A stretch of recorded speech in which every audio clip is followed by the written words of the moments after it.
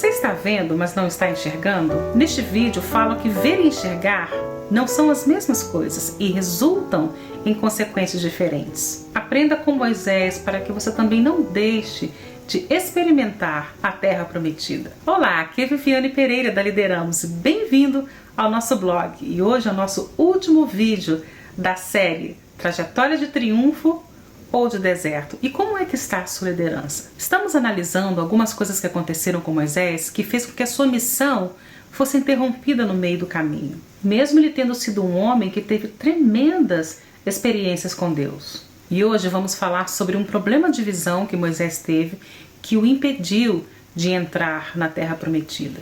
No livro de Jeremias 29:11, lemos: "Pois eu bem sei os planos que tenho para vós, diz o Senhor, planos de paz e não de mal, para vos dar um futuro e uma esperança."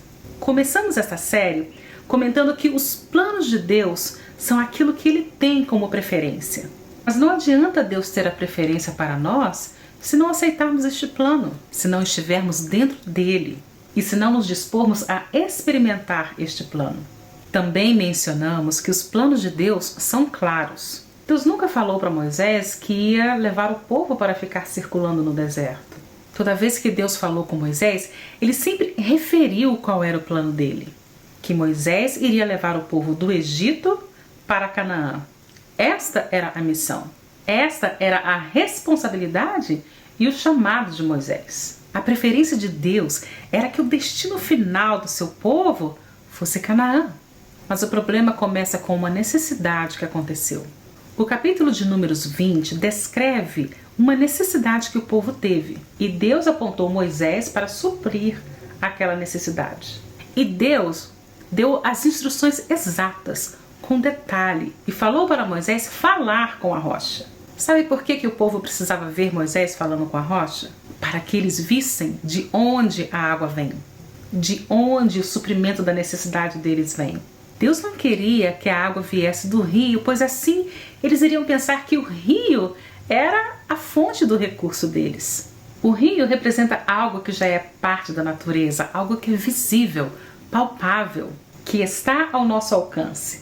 E a razão da água vir de um lugar inesperado é que o povo deveria saber que Deus supre as necessidades de cada um de fontes inimagináveis.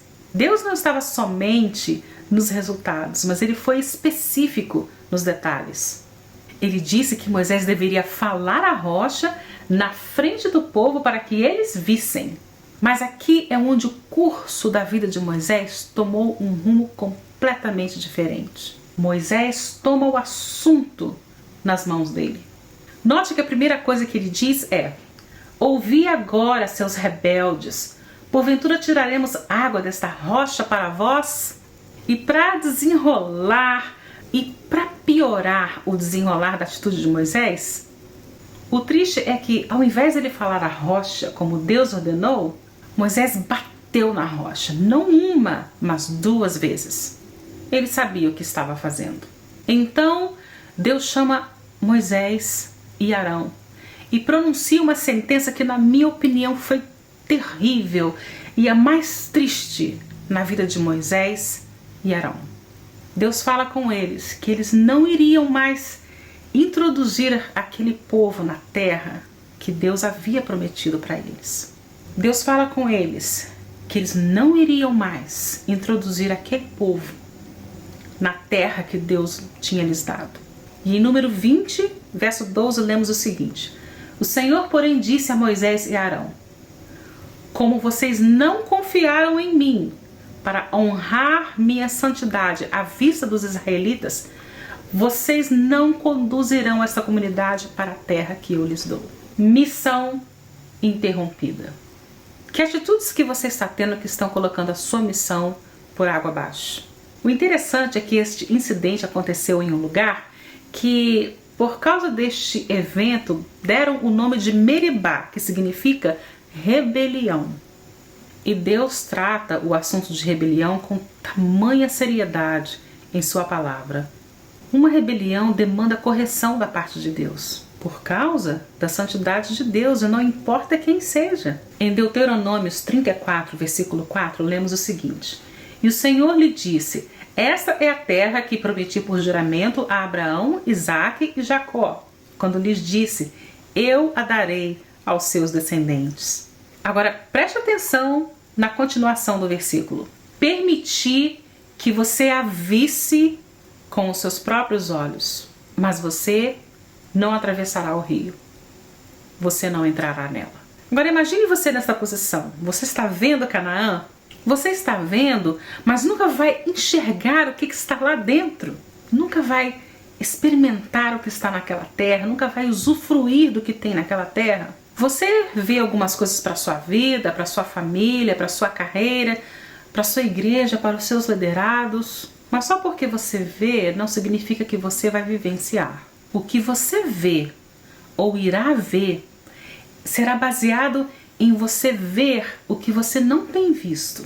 Parece meio complicado de se entender, mas isso é muito profundo. Moisés não iria entrar em Canaã porque tinham coisas sobre ele mesmo que ele não tinha visto. Ele não poderia ver o que ele deveria ter visto, porque ele não estava vendo o que ele precisava ver.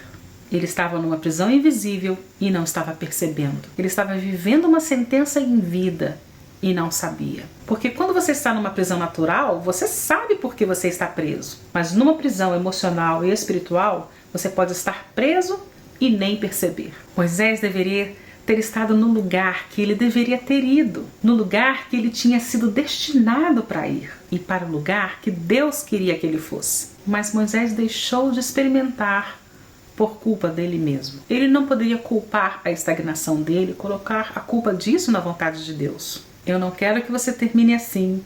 Eu não quero terminar assim. Nós precisamos ver isso, a gente precisa aprender com a vida de Moisés, para que a gente não termine da mesma forma como ele terminou ali no deserto. E essas prisões invisíveis nos fazem ficar atrapados. Moisés teve um problema de visão em relação à sua função como líder.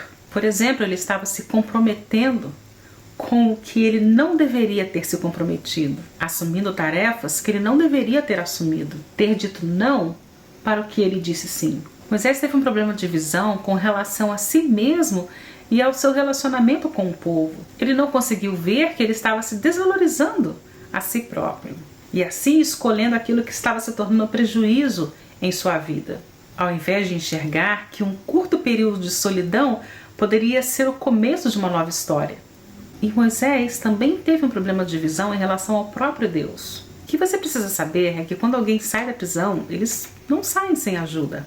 E o Senhor Jesus é o que pode tirar você dessa prisão. Em Lucas 4,18, lemos: O Espírito do Senhor está sobre mim.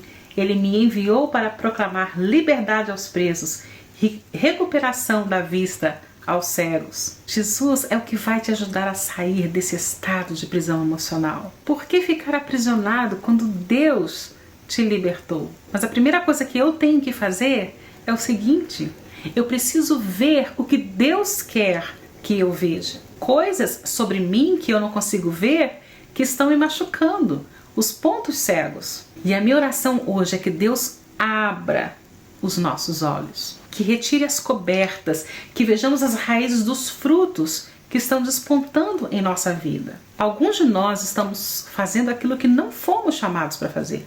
E alguns de nós estão trabalhando em excesso. E pode ser que ainda não te custou tudo, mas você não quer chegar a este lugar. Abre os seus olhos para que você veja em nome de Jesus. Neste momento você deveria dizer para si próprio: Senhor, eu quero dar um fora daqui imediatamente, porque eu quero ver o que o Senhor quer ver e não correr o risco de cair numa prisão porque eu não vi o que o Senhor viu para mim. Você está prestando atenção nisso? Eu quero que você mostre tudo que eu preciso ver e enxergar para que eu saia dessa situação chamada pare que estou vivendo. Eu quero a minha mente, a minha alegria, o meu casamento, a minha paz, o meu ministério sem parar.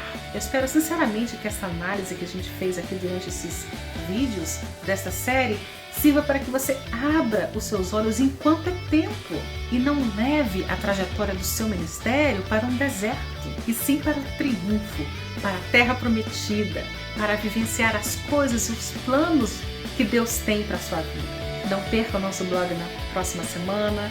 Clique que gostou, compartilhe esse vídeo com seus amigos e nos vemos aqui toda quarta-feira.